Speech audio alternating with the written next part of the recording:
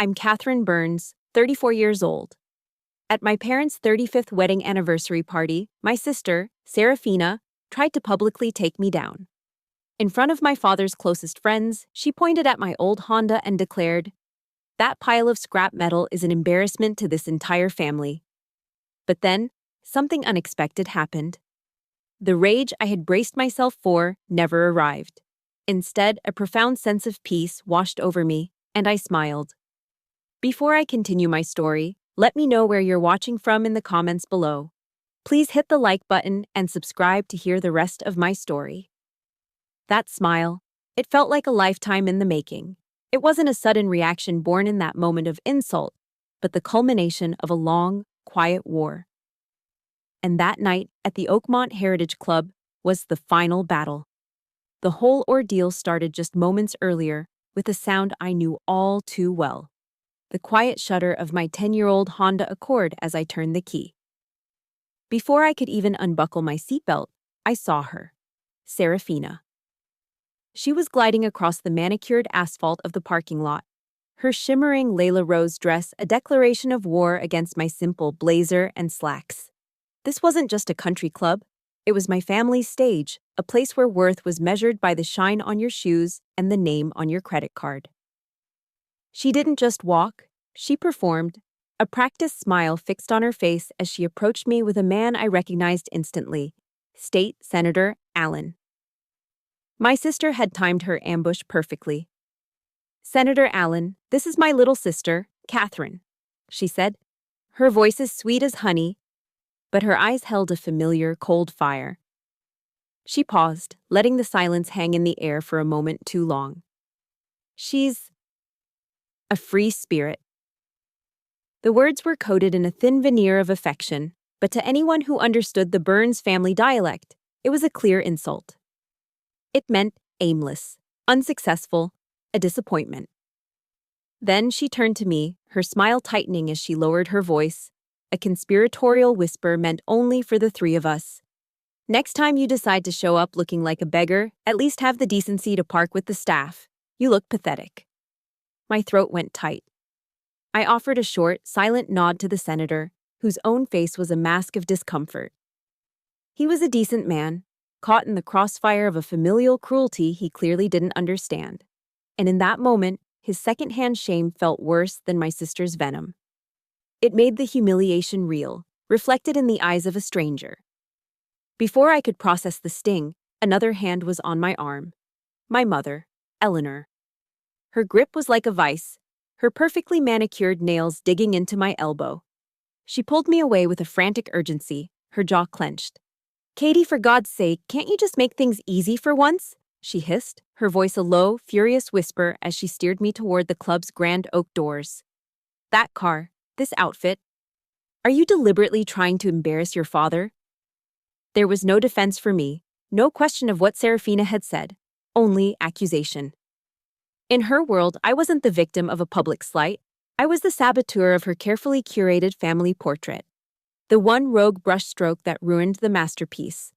The feeling of being treated like a wrecking ball by your own mother. It's a pain that cuts deeper than any insult from a sister. It tells you that your place in the family is conditional, based entirely on your ability to uphold the illusion. Inside, the air was thick with the scent of old money, leather, and lilies. Before dinner, I made my way to the bar, intending to get a simple glass of water to find a quiet corner to brace myself for the evening ahead. But there was no escape. My father, Dr. Alistair Burns, appeared beside me, his hand landing heavily on my shoulder. It was a gesture that looked paternal to the outside world, but I knew it for what it was, a gesture of control. He was with one of his partners from the surgical practice. "And this," he announced with a magnanimous sweep of his free hand, "is my youngest, Catherine.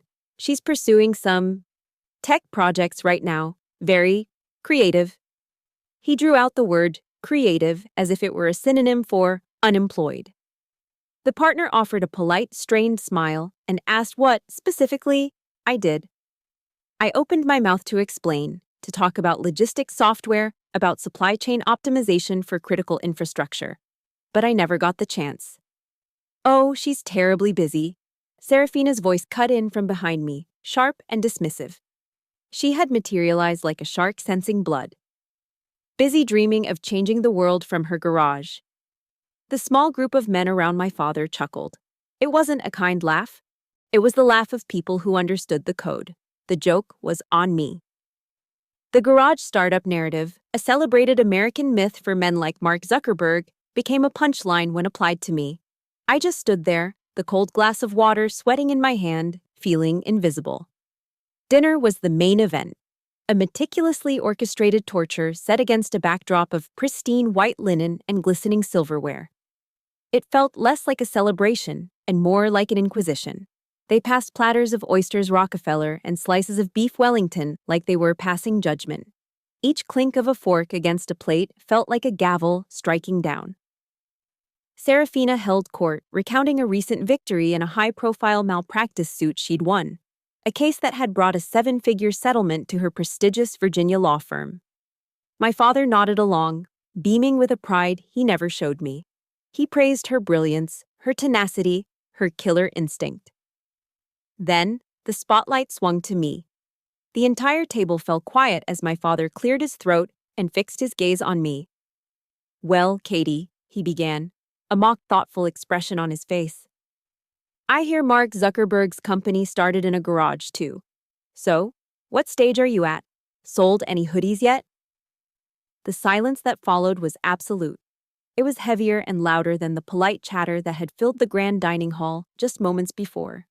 Every eye at the table was on me, waiting for me to crumble, to defend myself, to show a crack in my composure. I didn't give them the satisfaction. I calmly picked up my knife and fork, cut a piece of my medium-rare steak, and brought it to my mouth. I chewed slowly, deliberately, tasting the metallic tang of the beef, the sharp bite of injustice. I said nothing. I just ate.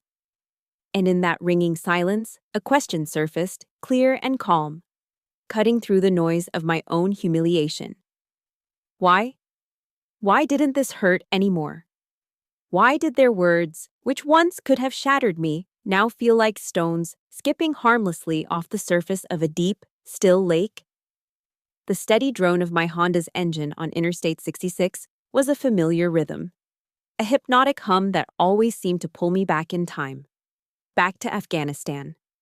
Back to the place that answered the question echoing in my mind. Why didn't their words hurt anymore? At the dinner party, my sister Serafina talked about pressure. To her, pressure was facing a tough judge or billing enough hours to make partner. She has no idea what real pressure is. Pressure isn't a courtroom.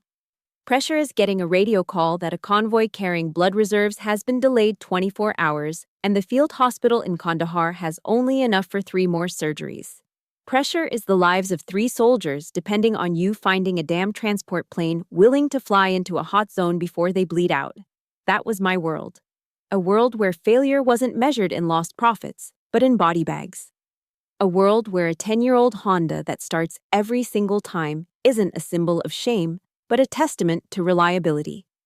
A virtue that could mean the difference between life and death. Their insults about my car, my career, my life, they were like paper bullets against steel. And I was forged in fire. I'll never forget the night in the Arghandab Valley. It's seared into my memory. The moon was a pale sliver, casting an eerie glow over the barren, rocky hills. Then the silence was torn apart by the bright orange streak of an RPG. The lead Humvee in our convoy exploded in a flash of light and metal. The radio crackled to life with screams, the air filled with the coppery smell of burnt wiring and something else. Something sickeningly sweet. I was a logistics officer, a glorified supply clerk, according to my father. But in that moment, job titles didn't matter.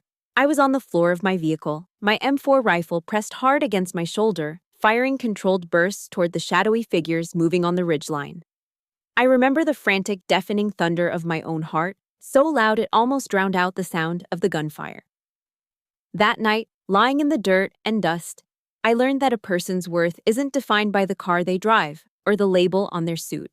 It's defined by whether they hold their position when all hell breaks loose. My family wouldn't understand that. How could they? Their battles were fought in boardrooms and country clubs. Mine were fought for stakes they couldn't possibly imagine. So, why was I even trying to win their approval? Why was I still showing up to these ceremonial executions of my character? The answer came to me years ago, in a dusty canvas tent at Bagram Airfield, with the deafening roar of C-130s taking off and landing just outside. Tucked into my rucksack, I had a dog-eared paperback copy of Simon Sinek's Start With Why. Between coordinating supply drops and inventory reports, I read. And one idea hit me like a physical blow. People don't buy what you do, they buy why you do it. I thought about my family's why. My parents' why was to be admired, to maintain a flawless public image. Serafina's why was simpler, to win at all costs. Their entire lives were built around external validation. That night in the tent, I looked around at the young soldiers, barely out of their teens, hunched over notepads, writing letters home. In their tired faces, I found my why. It wasn't about glory or promotions. It was about making sure they had the armor, the ammunition, the medical supplies, everything they needed to be able to write that next letter home. That was the moment Aegis Tactical Solutions was born. Not in a garage in Silicon Valley, but in a war zone in the Middle East. It wasn't born from a desire for wealth, it was born from a solemn vow that I would never, ever let a soldier's life be endangered because a piece of equipment was delivered late or a system failed.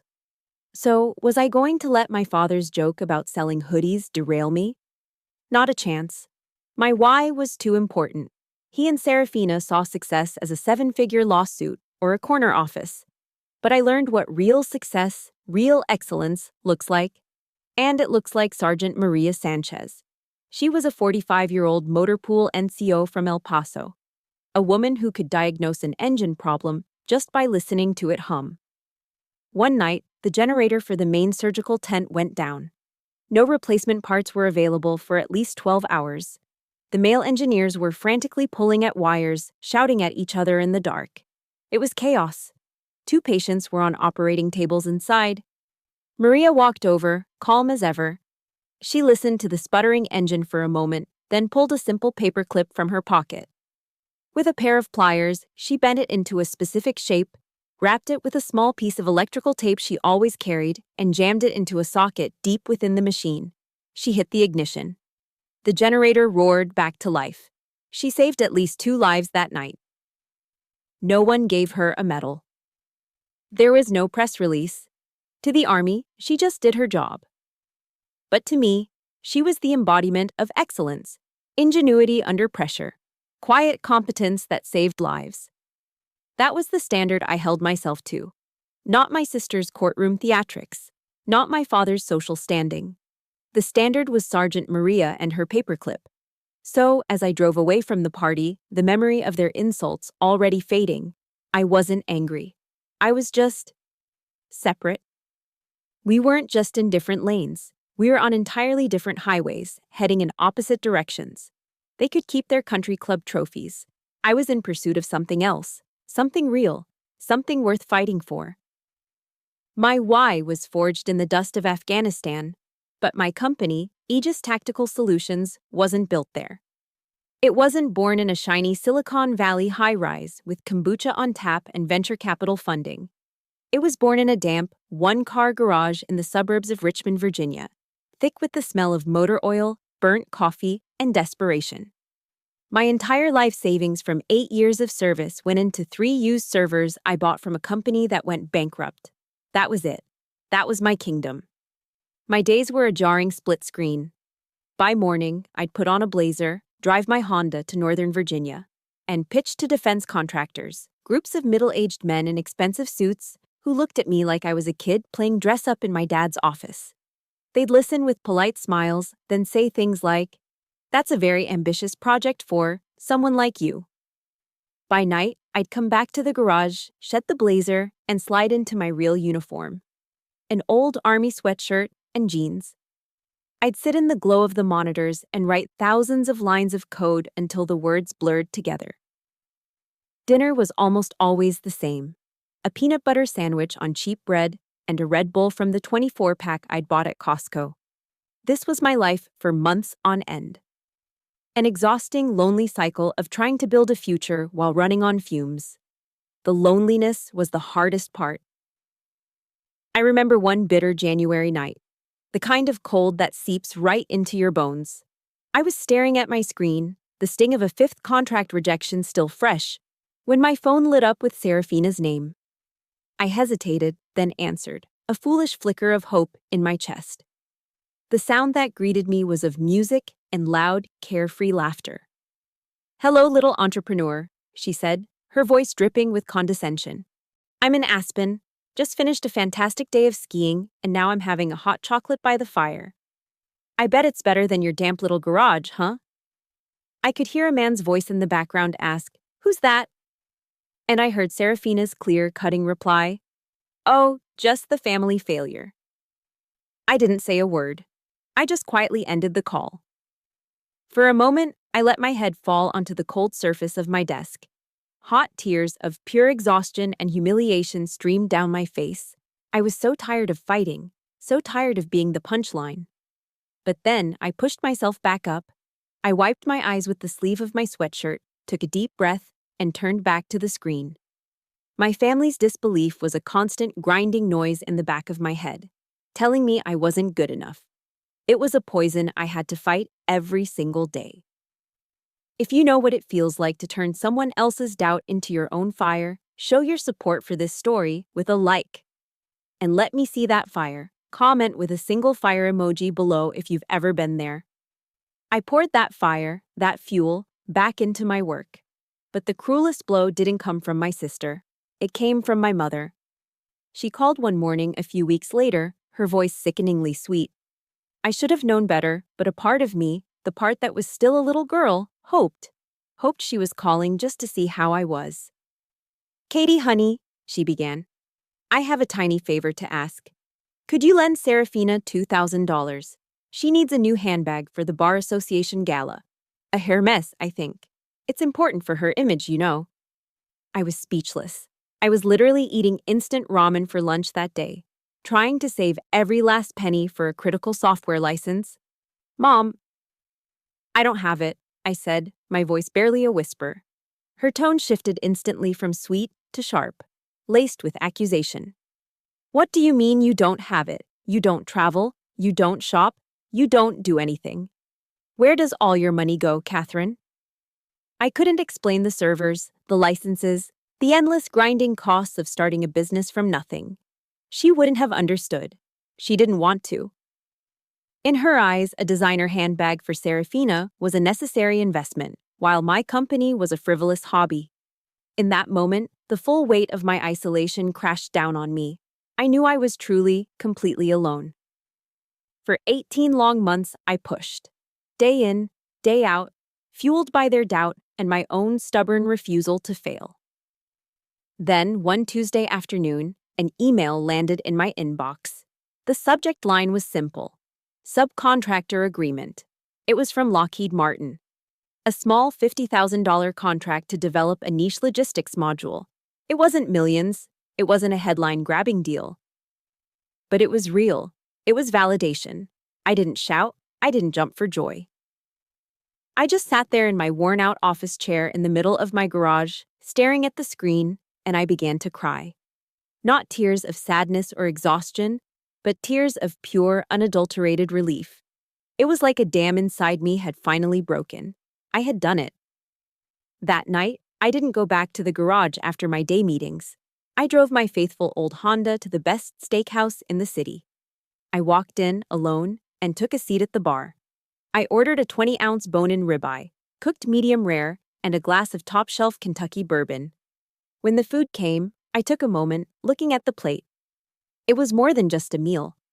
It was a monument to 18 months of ramen noodles and peanut butter sandwiches. It was proof. I picked up my glass, the amber liquid glowing in the dim light. I raised it, not to celebrate, but to honor my own survival.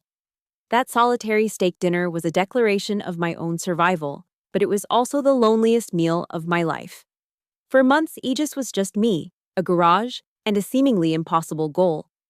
but I wasn't destined to fight that war alone. The first reinforcement arrived in the form of Marcus Thorne. Mark was the first person I hired. He was a former Green Beret, a tall, quiet man with eyes that saw everything and a handshake that could crush walnuts. He found me through a veterans network. When he came to my garage for an interview, I had a whole business plan ready to show him, filled with charts and 5-year projections. He didn't even glance at it. He just looked me in the eye, took in the cramped space, the humming servers, and the fire in my eyes, and asked one simple question. "What's the mission, boss?" Not, "What's the pay?" or "What are the benefits?" but "What's the mission?" He got it instantly. And from that day forward, he never doubted me for a single second. Months later, we lost a major contract at the last minute to a competitor with deeper pockets. I was devastated. I saw it as a catastrophic failure. I locked myself in my small office, which was really just a corner of the garage partitioned off by a bookshelf, and just stared at the wall, feeling the weight of everything crashing down. Mark didn't offer empty platitudes. He didn't tell me it would be okay. He just quietly walked in, placed a mug of black coffee and a donut from the shop down the street on my desk.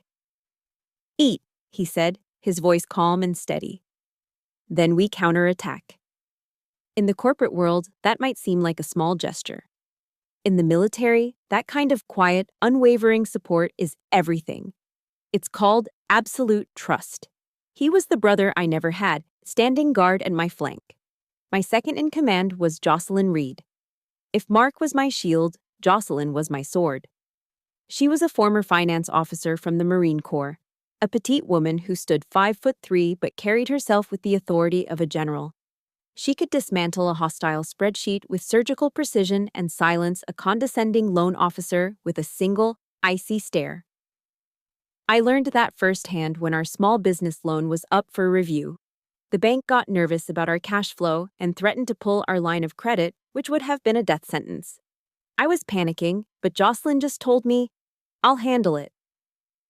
She went to the bank by herself, armed with a briefcase full of meticulously organized financial statements and projections. I have no idea what she said in that meeting. But an hour later, the bank manager himself called me, stammering apologies and offering to increase our credit limit. She was the firewall that protected our company, but she also became the sister I always wished for. She taught me that real strength isn't about being the loudest person in the room. It's about being the most prepared, armed with facts, and a lethal kind of calm. With Mark and Jocelyn by my side, Aegis began to grow. We moved out of the garage and into a real office space. But the moment I knew I had truly found my tribe, my real family, came during our 3rd year on Thanksgiving. I had lied to my parents, telling them I had an urgent business trip. The thought of another holiday dinner under their judgmental gaze was unbearable. My plan was to spend the day at the empty office, catching up on work, and then go home to a frozen dinner. It was a bleak prospect, but it was better than the alternative. But when I pulled into the parking lot that morning, I saw their cars. I walked in, and the office wasn't dark and silent. The lights were on, and the air was filled with the warm, savory aroma of roasted turkey. Mark and Jocelyn were there. They had set up a folding table in the middle of our main workspace. Mark was carving a perfectly browned turkey, and Jocelyn was pulling a homemade pumpkin pie out of a toaster oven she'd brought from home. "We figured you weren't going anywhere," Jocelyn said with a small smile. "And my grandma's pumpkin pie recipe is too good not to share." We ate our Thanksgiving dinner sitting on overturned cardboard boxes, using paper plates and plastic forks. There was no polished silver, no silk tablecloth, no crystal glasses. But as we sat there, sharing stories and laughing, I felt a warmth and a sense of belonging I had never once felt at my parents' immaculate dining table. That night, surrounded by my chosen family, I cried. Not from loneliness or humiliation, but from overwhelming, soul-deep gratitude. We eventually hired more people, mostly other veterans. Our office never felt like a tech startup. It felt like a forward operating base. We had a coffee-making leaderboard to settle heated debates about who brewed the best pot. We adopted a goofy yellow Labrador named Radar, who became our official chief morale officer. We didn't have pointless meetings, we had short, daily sit reps. Situation reports. Here, nobody cared what car you drove or what brand of clothes you wore. They cared if you completed your mission. They cared if you had your teammates back. This was a place built on shared values and mutual respect. This was my family. Comparing it to the cold performative dinners at the Oakmont, with the cutting words and the icy silence, how did they ever dare to call that family? After finding my family at Aegis, a sense of peace had settled over my life. The constant noise of not being good enough had finally faded, replaced by the quiet confidence that comes from being valued for who you are, not who someone wants you to be. And then, after nearly a year of blessed silence, my phone rang. The caller ID read, "Dad." My first instinct was to ignore it, but he called again and again. On the third ring, I answered, my guard immediately up. His voice was a shock. It was unnaturally warm, dripping with a manufactured sweetness I hadn't heard in years. "Katie, sweetheart, it's been too long. How about we all have dinner this weekend, at the inn at Little Washington? I've already made a reservation. I want to hear all about your work." My heart constricted. I want to hear all about your work. Those were the words I had longed to hear my entire life. And just like that, a foolish, treacherous flicker of hope ignited in my chest. Maybe he had changed. Maybe they finally wanted to understand. Against my better judgment, I said yes. When I told Mark, he just shook his head slowly, his expression grim. "Be careful, boss," he warned. "A snake doesn't change its stripes." I wish I had listened. The inn at Little Washington was a monument to opulence. 3 Michelin stars, hushed tones, and waiters who moved like ghosts. The performance began the moment I arrived. My father stood to kiss my cheek. Serafina, impossibly, even complimented the simple black dress I was wearing. They poured expensive wine, they asked about my company, they listened with feigned interest as I spoke about our growth. For about an hour, it was almost perfect. It was almost normal. And then, just after the dessert plates were cleared, the curtain went up on the real reason for the evening. Serafina started, sighing dramatically as she stirred her espresso. She began a long, winding story about a business associate of hers, someone who was having a bit of trouble with a military equipment contract. "It's just some minor paperwork issues, really," she said, waving a dismissive hand. "Bureaucratic red tape, you know how it is." She then turned her full attention to me, her eyes gleaming with predatory intent. "Katie, you work in this world. You must know someone at the Pentagon who could, help expedite things a little. For family." The air in my lungs turned to ice. For family. The entire elaborate, expensive, "we're so proud of you" dinner was a lie. It was an ambush, carefully staged to soften me up for the kill. I could feel the blood pounding in my temples.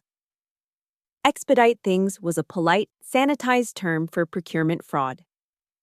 They wanted me to use the relationships I'd built on a foundation of integrity and blood, relationships with people I respected, people who trusted me, to commit a felony. "Serafina, that's not how it works," I said, my voice dangerously calm. My father jumped in immediately, playing the part of the reasonable patriarch. "Oh, don't be so rigid, Katie," he said, his tone chiding like I was a stubborn child. "Sometimes you have to be flexible for family." And that's when I finally understood. This wasn't just a misunderstanding of my world. This was a deliberate attempt to corrupt it. They didn't just fail to see my values, they actively wanted to dismantle them. They couldn't stand that I had built something clean, something honorable, on my own terms. So they had to find a way to drag me down into the mud with them, to make me one of them. They wanted to stain the only thing I had that was truly mine. My hands were steady as I placed my fork and knife down on the plate, the quiet clink of metal on porcelain sounding like a gunshot in the hushed dining room. "I can't," I said, my voice low but absolute. There was no room for negotiation. Serafina's mask of civility shattered. She leaned forward, her face contorted with rage. "There's that self-righteous tone again," she spat, her voice rising. "Where do you think you got everything? The opportunities, the connections, from this family, from the Burns name, and now you turn your back on us? You ungrateful. Her voice was getting louder, attracting glances from the other tables. The carefully constructed image of the perfect family was cracking before her very eyes, and it was making her frantic. I didn't say another word to her. I stood up, my movements deliberate.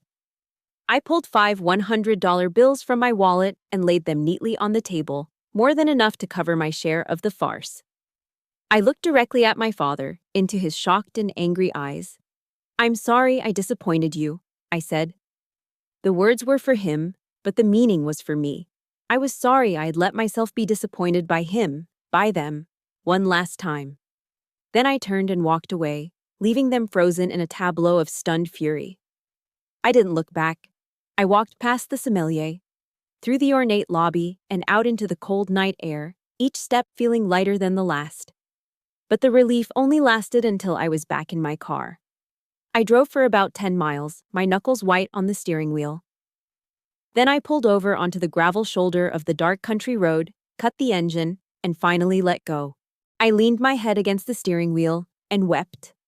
Not tears of sadness, not tears of loss, but hot, furious tears of anger.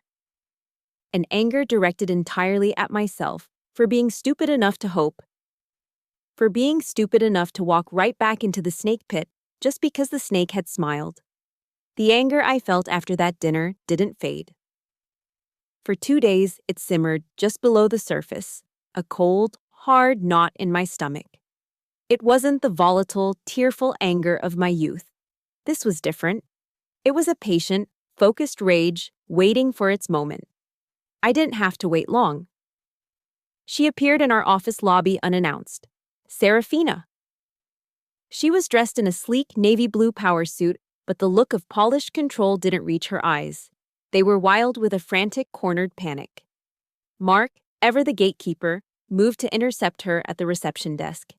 "Can I help you, ma'am?" he asked, his voice polite but firm, his body language creating a clear barrier. "Get out of my way," she snapped, physically shoving him aside.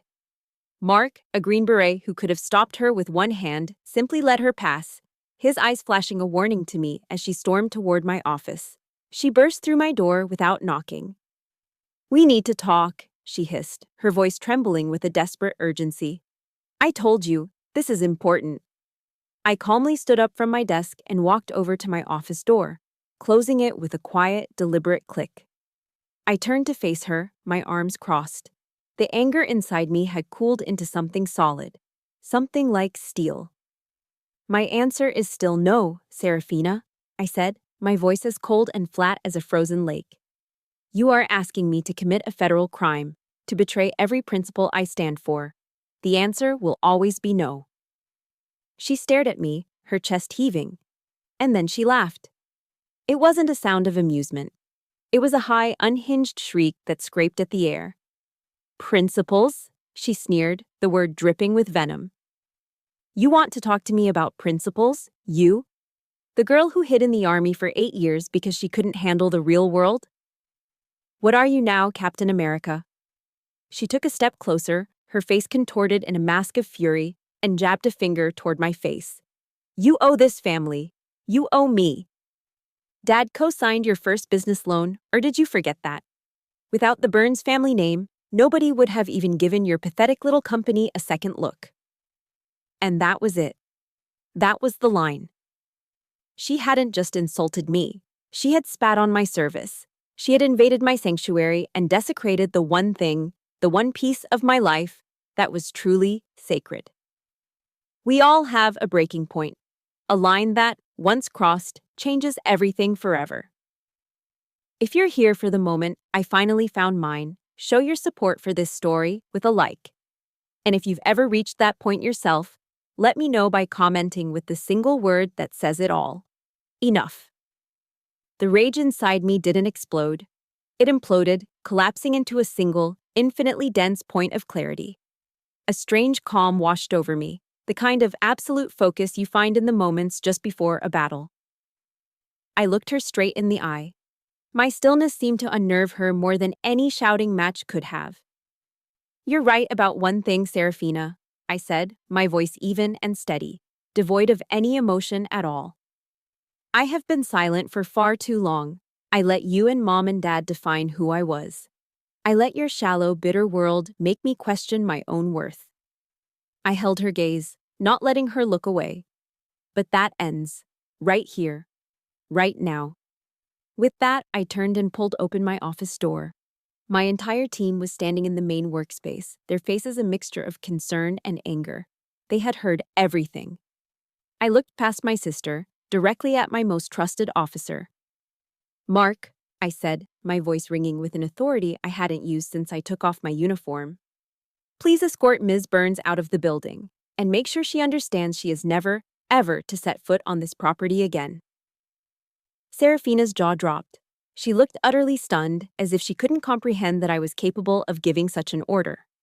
Mark simply nodded once, a look of grim satisfaction on his face. Yes, boss, he said, and moved toward her.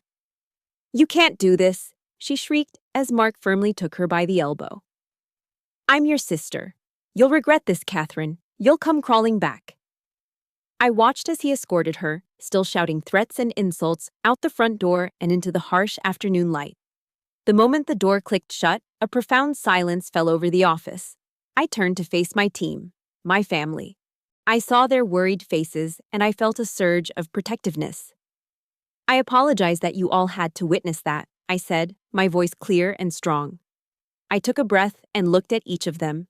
Mark, Jocelyn, the others who had trusted me with their careers and their loyalty. My biological family.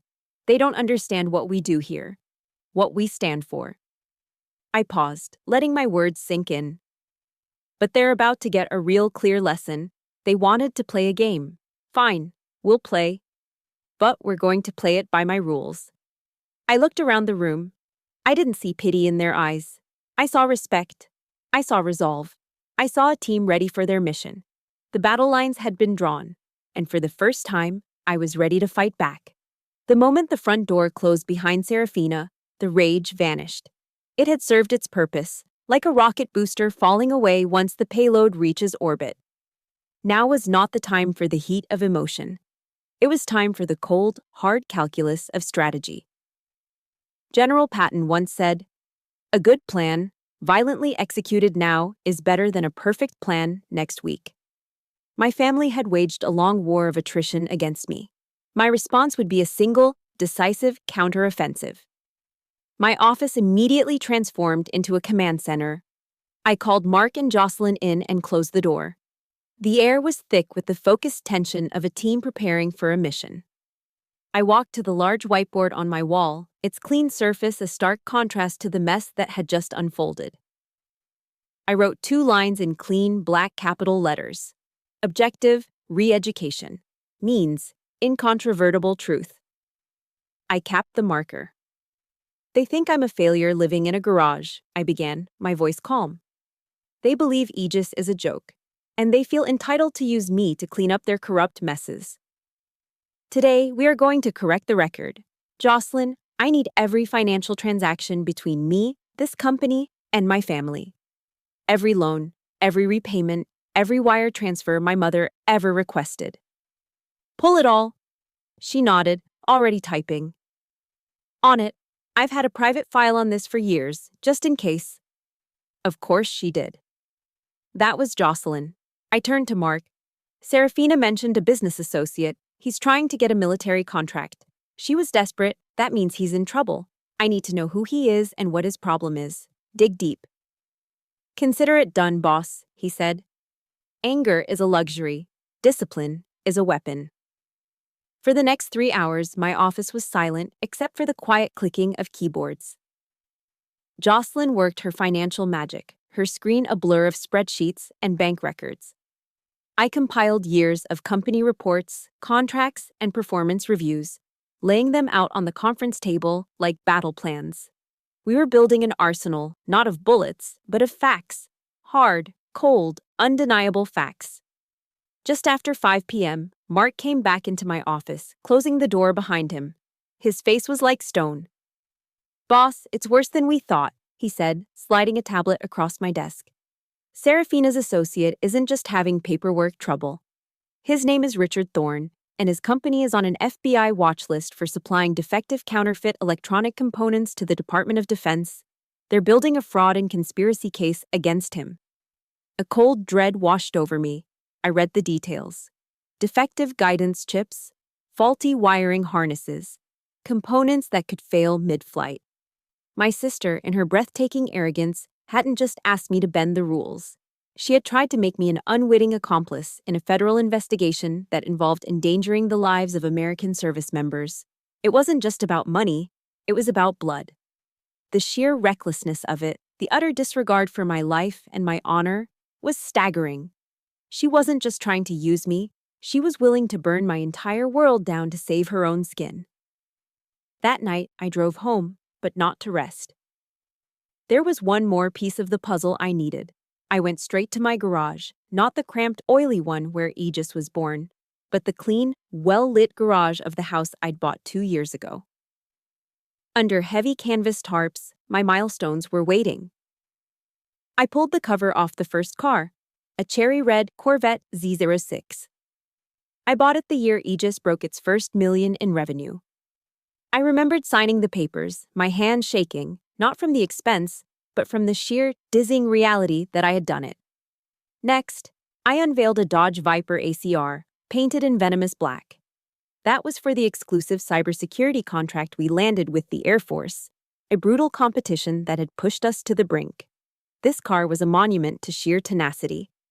And last, my masterpiece, a Ford GT, in classic blue and white. That was the day an independent firm valued Aegis in the 9 figures. It wasn't just a car, it was a symbol that the garage project was now a national asset. These weren't toys. They were my medals, tangible proof of sleepless nights and relentless work. My family judged me by the car I drove. Fine. It was time to speak their language. I left the tarps on the floor, the polished metal gleaming under the fluorescent lights. It was time for my arsenal to see the light of day. With all the pieces in place, I sat down in my kitchen and picked up my phone. I dialed a number I hadn't called in a very long time. It rang twice before a familiar, powerful voice answered. Allen. Senator Allen, this is Catherine Burns, I said, my voice steady. I apologize for calling you at this hour. Ms. Burns, not at all. Is everything all right? That was quite a scene at the club the other night. Everything is fine, sir. But I felt it was my duty to inform you of the truth behind the free-spirited little sister you met at the Oakmont. I didn't speak to him as a victim. I spoke as a CEO, a defense contractor, reporting a potential threat to national security involving a member of his social circle. I laid out the facts about Richard Thorne, the FBI watch list, and Serafina's desperate attempt to entangle me in it. I spoke his language, the language of risk, liability, and national interest. He listened without interruption, the silence on his end of the line growing heavier with each detail. Tomorrow, I concluded, my voice leaving no room for a refusal, there's going to be a family meeting to address this. And I think, for your own protection as well as the integrity of this matter, you should be there. The next morning, my father called, just as I knew he would. His voice was laced with fury. Catherine, you will come to the house immediately. We are going to sort this out right now. I let him finish his tirade. Then I replied calmly, I've booked the Washington room at the Jefferson Hotel for 10 a.m. Dad, Mom, Serafina, be on time. I hung up before he could object. The battle would be fought on my turf, by my rules. When they arrived, they walked in expecting to find me alone, ready to be reprimanded. Instead, they walked into an ambush of their own making. At the long mahogany conference table, I was waiting, and I was not alone. To my right sat Jocelyn. To my left, our corporate counsel. And at the head of the table, his face a mask of stern disappointment, sat Senator Allen. The arrogant confidence on Serafina's face evaporated instantly, replaced by a flash of pure, unadulterated panic. My father's angry momentum stalled, his mouth hanging slightly open. My mother just looked confused, clutching her purse like a life raft. The stage was set. But this was my play. I remained seated. I didn't say a word. I simply gave a small, almost imperceptible nod to Jocelyn. She clicked a button on her laptop, and the large screen at the end of the room came to life. The first image was the crisp, clean logo of Aegis Tactical Solutions. It was followed by a rapid succession of slides. A bar chart showing quarterly revenue growth, the bars climbing steadily past the $20 million mark. A slide detailing a $15 million contract with the U.S. Air Force. A list of our Fortune 500 corporate partners. This, Jocelyn said, her voice cutting through the stunned silence, is the pathetic little company Miss Serafina Burns referred to 2 days ago. My father stared at the screen, his expression unreadable. My mother looked like she was trying to do complex math in her head. Serafina just looked sick. Jocelyn clicked again. A new slide appeared. It was a scanned copy of a bank statement.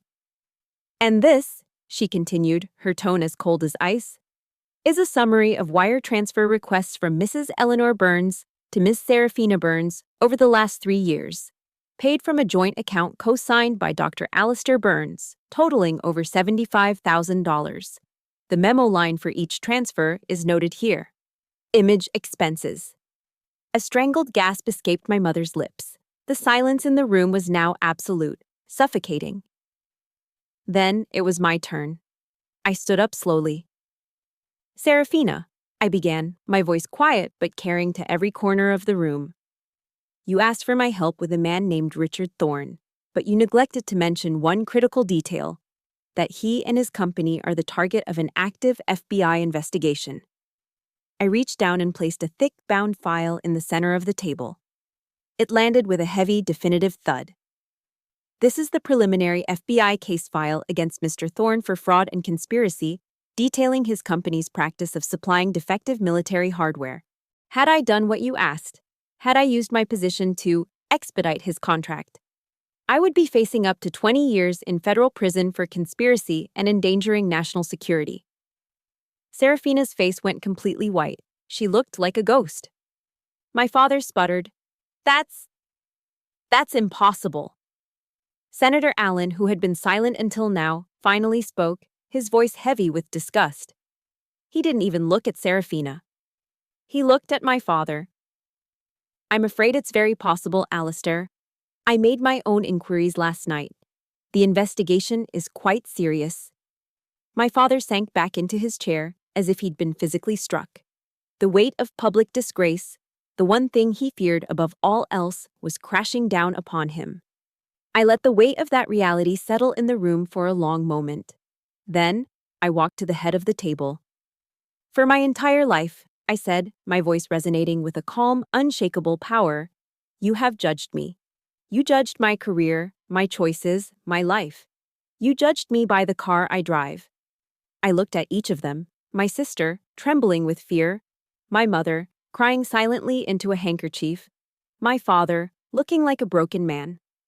So now I will speak to you in the only language you have ever understood. I pressed a button on the remote control in my hand. The screen changed. The first image was of the red Corvette Z06, gleaming under the lights of my garage. Click. The black Dodge Viper ACR. Click. The blue and white Ford GT. The final slide showed all 3 cars with their official ownership documents and market valuations listed beside them. Total value, $850,000, I stated, my voice devoid of triumph. But you're wrong if you think this is about bragging. These cars aren't for you to see. They are my milestones. My medals, earned with sleepless nights and relentless work. They represent my success, in terms you can't possibly misinterpret. I paused, then lowered the remote. As for the Honda, I keep it to remind me of where I came from, and of the years of struggle it took to get here. It represents integrity. It represents the truth. These cars, I gestured to the screen, are merely the result. I gathered my things. This meeting is over, I announced. From this day forward, any and all communication between myself and this family will be conducted through my attorney. I turned and walked toward the door, not waiting for a response. I didn't need one. As my hand touched the handle, I heard Serafina's voice, a desperate, broken whisper. Katie. Wait. I stopped, but I didn't turn around. I had nothing left to say. The war was over. And in the silence that followed, I walked out of the room, leaving the ruins of their world behind me. After I walked out of the Jefferson Hotel, I expected to feel triumphant, vindicated. I had won by every conceivable metric. I had spoken the truth, reclaimed my story, and exposed their hypocrisy in spectacular fashion. But as I got into my car and drove away, there was no sweet taste of victory. There was only a vast, hollow emptiness. It was a silence that follows a storm, where the air is clean but the landscape is irrevocably changed. I had done what needed to be done. But in doing so, I had officially closed a chapter of my life. I had surgically removed a toxic part of my past, and the procedure, while necessary, had left a wound. In that quiet conference room, I had lost my family. Or maybe, the more painful truth was, I had simply been forced to admit to myself that I had lost them a long, long time ago. That the family I had been mourning was just an idea, an image I had clung to out of a desperate, childish hope. I drove for hours that afternoon with no destination, heading west on I-64, watching the rolling hills of Virginia blur past my window. I just let the rhythmic hum of the tires on the asphalt fill the silence in my head.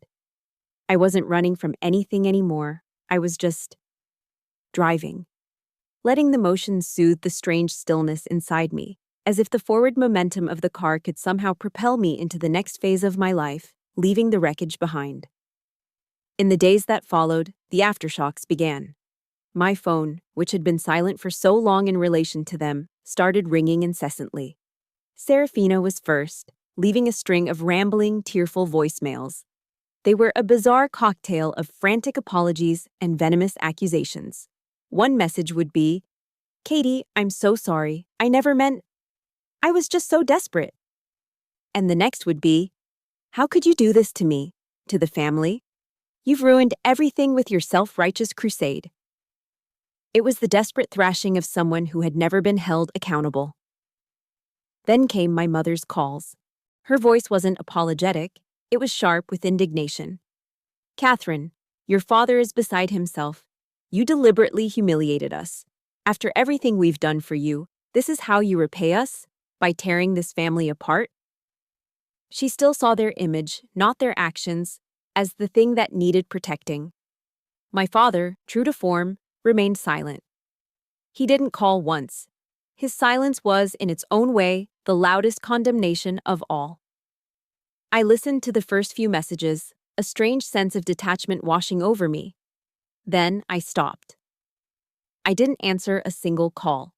It wasn't out of spite or hatred. It was an act of self-preservation. I had fought too hard for this newfound peace to let them drag me back into their hurricane of dysfunction. Jocelyn had told me once, during a particularly tough week, setting boundaries isn't about keeping other people out. It's about protecting the territory you fought for inside yourself. So, one by one, I opened my contacts list. Serafina Burns, Mom, Dad. With a strange sense of solemnity, I scrolled down and tapped "Block this caller" for each of them. It was a small, simple action on a glowing screen, but it felt monumental. It felt like I was building a fortress wall, stone by heavy stone, around the small, quiet space I had finally carved out for myself. Amidst the chaos of their desperate calls, a single piece of mail arrived at the office that cut through the noise. It was a thick, cream-colored envelope with the official seal of a state senator in the corner. It was from Senator Allen. My first thought was that it was a formal note of apology for being involved in our family drama. It was so much more than that. It was a handwritten letter, penned in a strong, steady hand. He wrote that the meeting had left a deep impression on him, not because of the family conflict, but because of my conduct. He told me about his own son, a Marine who had served 2 tours in Iraq and had struggled to find his footing after coming home. He said he understood, in a small but profound way, the price of service and the quiet, unshakable integrity it instills in people who have worn the uniform. He wrote, "Ms. Burns, what I witnessed in that room was not just a business person defending her company. It was a soldier defending her honor. In a world that too often values appearance over substance, your integrity is a national asset. Don't ever let anyone tell you otherwise." Reading those words, sitting alone in my office, I finally cried. Not the hot, angry tears I'd shed in my car, but quiet, grateful tears that I hadn't been able to cry for my own family. The recognition from a near stranger, from someone who truly understood the code I lived by, was more validating than 1,000 empty apologies from people who shared my blood, but not my values. It was a balm on a wound I didn't even know was still so raw. It was the approval I had always craved, coming from a place I never expected. That weekend, instead of taking one of the supercars out for a drive, I found myself back in my garage, drawn to the oldest member of my fleet, the Honda Accord. I opened the door, the familiar scent of old upholstery greeting me like an old friend. I sat in the driver's seat in the darkness, my hands resting on the worn, smooth leather of the steering wheel. This humble, reliable car had seen it all. It had been my silent witness. It had waited patiently outside the garage as I cried tears of exhaustion over failed code.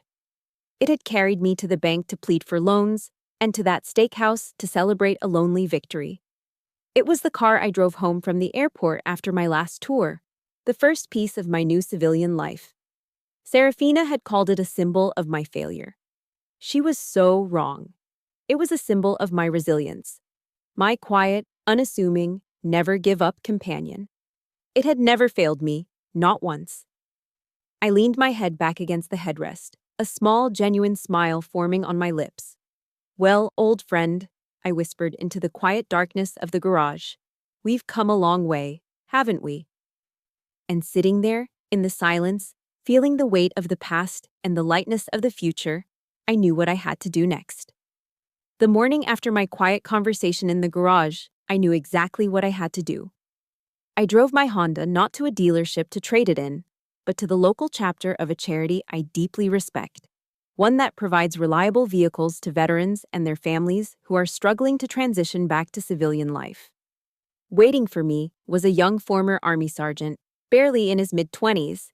He had the unmistakable posture of a soldier, but his eyes held the weary anxiety of a young father trying to find work to support his wife and 2 small kids. He told me he'd been taking 3 different buses to get to job interviews, a process that took hours each way. This car, he said, would change everything for them. I handed him the keys. He looked down at them, then back at me, his eyes shining with a gratitude so profound it struck me silent. That single look held more value than all the supercars in my garage combined. It was a look of hope, of a burden being lifted. "Take good care of her," I said, my voice a little thick. "She took very good care of me." He nodded, unable to speak, and just shook my hand firmly. As he and his wife drove the Honda off the lot, I didn't feel a sense of loss. I felt a final weight lift from my shoulders. The car that had been a symbol of my struggle was now becoming a symbol of someone else's new beginning. I wasn't erasing my past. I was honoring it by paying it forward. A few days later, at our weekly all-hands meeting at Aegis, I had another announcement to make. "As we grow," I said, looking out at the faces of my team, my family, "it's critical that we never forget our why. We are here to support the warfighter. That mission doesn't end with our products. It extends to the people." I took a breath. That's why today I'm officially announcing the formation of the Evans Burns Scholarship Fund. A quiet murmur went through the room. "Major Evans was my first commanding officer," I explained. "He taught me that a leader's primary duty is to take care of their soldiers, to provide cover for those coming up behind you. This fund will do just that. It will provide seed capital, mentorship, and full legal and technical support to veterans who want to start their own businesses in the tech sector. Aegis is more than a company. It's becoming a legacy. And this is how we honor the people who shaped us." The applause that followed wasn't just polite, it was thunderous. It was a shared commitment to a purpose larger than ourselves. In that moment, I knew I had built more than a successful business. We had built a community with a soul. The final piece of validation came a week later, not in the form of a bank statement or a new contract, but in a simple, formal email. It was an official invitation from the Department of Defense. I was being asked to come to the Pentagon to present Aegis's next-generation cybersecurity model to the Joint Chiefs of Staff. I printed out the attached travel authorization for my flight to Washington, D.C. Staring at the paper, I didn't feel the giddy pride my family would have expected. I felt a profound and heavy sense of responsibility. This was my stage. Not a country club ballroom, not a hotel conference room where family dramas played out. My stage was a secure briefing room where the decisions made could actually protect the lives of soldiers on the front lines. It was the ultimate affirmation that I had chosen the right path, the right mission. The story ends not in a boardroom or a garage, but on the open road. It's a cool evening in late September. I'm behind the wheel of the Corvette, the red paint glowing in the soft light of the setting sun. I'm driving along the Blue Ridge Parkway, the winding road unfurling before me like a ribbon. The windows are down, and the crisp mountain air whips through my hair. I'm not running from anything anymore. I'm not trying to prove anything to anyone. I'm just driving, heading toward a future of my own design. My biological family will likely never understand me. They'll never grasp the world I've built or the values I hold. And I finally realized that's okay. It no longer matters. I have my own family, forged in trust and shared sacrifice. I have my own purpose, born from a vow made in a war zone. I have validated my own damn self. And ahead of me, the road is wide open, free, and entirely my own. That road? It wasn't just a highway in Virginia. It was a path I had to build for myself, one painful step at a time. My story might be mine, but this journey of finding your own worth, of defining your own family, belongs to all of us. If any part of it resonated with you, I'd be honored if you'd join our community here. Your like shows you support this message of strength, and by subscribing, you'll ensure you never miss another story. Until next time, keep driving toward your own horizon.